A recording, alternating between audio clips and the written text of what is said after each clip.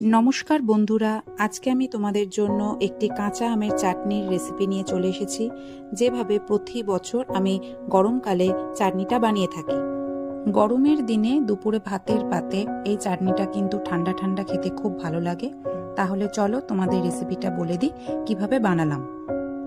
প্রথমে 250 গ্রাম কাঁচা আম নিয়ে সেটাকে ভালোভাবে ধুয়ে বীজটা বের করে হাফ করে লম্বা আকারে কেটে নিয়েছি। এবার একটা ফ্রাইং প্যানে কিছুটা জল দিয়ে তাতে আমগুলো দিয়ে দিলাম। আমগুলোকে 3 থেকে 4 মিনিট মতো আমি ঢাকা দিয়ে সেদ্ধ করে নিচ্ছি।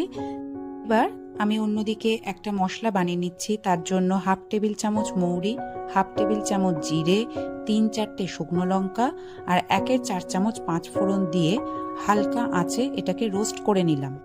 ভালোভাবে রোস্ট করে নেওয়ার পরে এবার মশলাটাকে খুব ভালো করে গুঁড়িয়ে নিচ্ছি। এবার দেখো ভালোভাবে গোড়ানো হয়ে গেছে। মশলাটা আমি সাইডে সরিয়ে রাখলাম।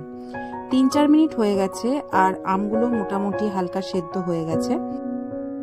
এবার সেদ্ধ আমটাকে একটা স্ট্রেনারেতে ঢেলে দিলাম।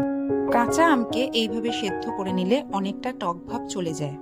এবার ফ্রাইং প্যানে 2 চামচ সর্ষের তেল দিয়ে তাতে হাফ টেবিল স্পুন 5 ফোড়ন আর 2টো শুকনো লঙ্কা দিয়ে দিচ্ছি।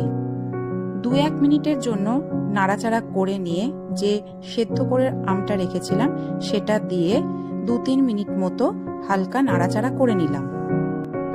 আর এতে 1 গ্লাস জল দিয়ে দিচ্ছি। জলের পরিমাণটা নিজেদের প্রয়োজন মতো কম বেশি করে নিতে পারো। জলটা দেখুন ফুটে উঠেছে। এবার এতে 1/4 চামচ নুন দিয়ে দিলাম।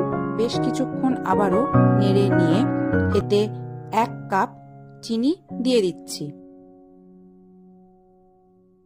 গ্যাসটা মিডিয়াম টু লোতে করে ঢাকা দিয়ে 5 মিনিট রান্না করে নেব, যাতে আমের মধ্যে চিনির রসটা খুব ভালোভাবেই ঢুকে যায়।